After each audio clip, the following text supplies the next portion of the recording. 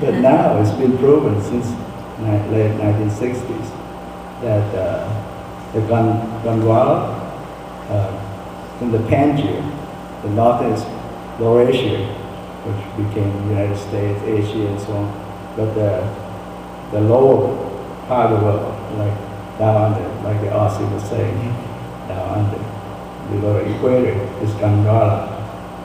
We break off into South Africa first, and then India was growing off South Africa and come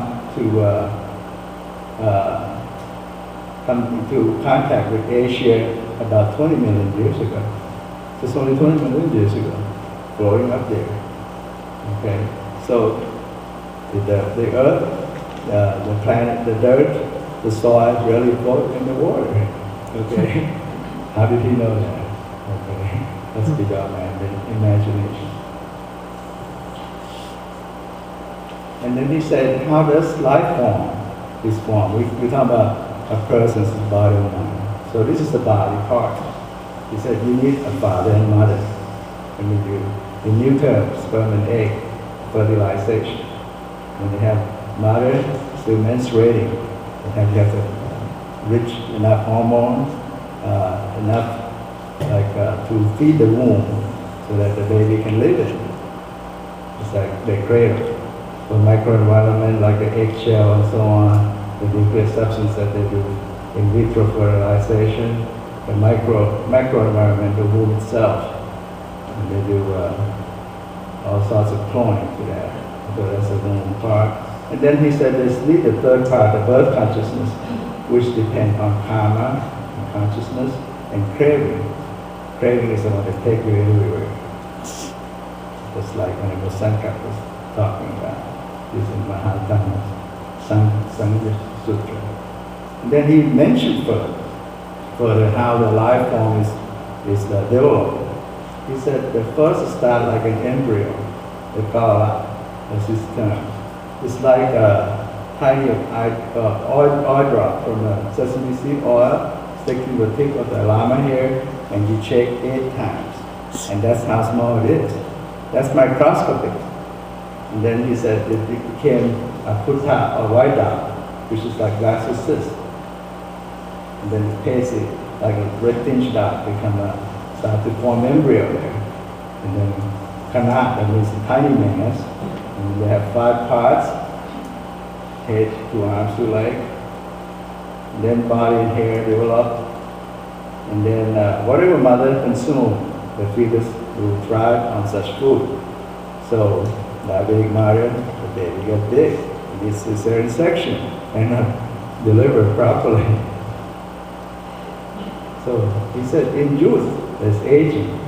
And we see ourselves like through many chapters of a book, like from infant to a baby, into a adolescence, a young adult, middle age, old age, and die. It's like another chapter of this book. We can see this better with physical aspect. Mental aspect is a little bit difficult to perceive, but you can see your mind running all around, everywhere, all the time. So it's really impermanent, imperfect, and selfless in nature, the 3 universal characteristics. It's one sutra, Ananda, you have heard of him. He's a person attendant, at old age, a Buddha old age. He's the same age as the Buddha, also 80 years old. He said, how come your complexion is not bright today? It's not wrinkled. Your back is kind of bent forward. Your faculties, your eye, your ear is not as sharp as before.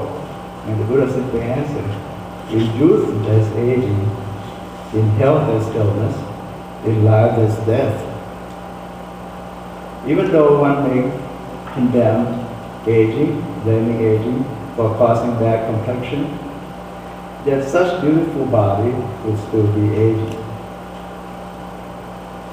Even some may live to be 100 or beyond, but no one can escape death. Even himself passed away 553 years ago. So death would crush all life without any exception in the Chara Sutra.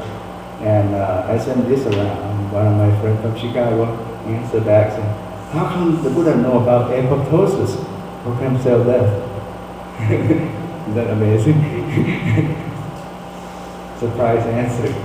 And then we talk about in youth there's illness, in health there's in youth there's aging, in health there's illness. We live in an environment and our body produce antibodies against all sorts of antigens, like the pollens, the dark danger can cause allergies and so on. We have adaptive innate immunity to protect ourselves with various troops of white cells to protect us. And this is what I want you to see. It's a balance of healthy cell or disease cell. There's at least 500,000 DNA modification events per cell per day. So if you're off balance, you get a disease. Where DNA damage beyond the repair. And then the rate of DNA damage is equal to the rate of repair. You remain healthy, yet you're still aging and die, usually not beyond 100 years old.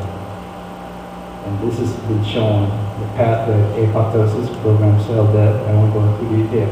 You can see the apple rot, that's pretty much the same way. And that's the pathway they work on already.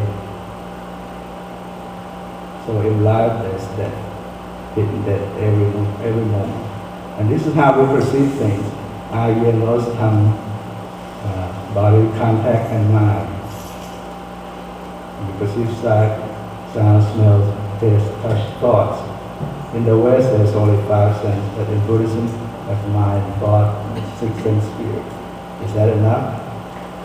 Obviously not, because Don Swan was talking about how we perceive things. The table, before you know it, it's like the eye perceives the table there, it's stopping the brain there. So what? It's an image in the brain, that's all. You need to interpret that with my consciousness.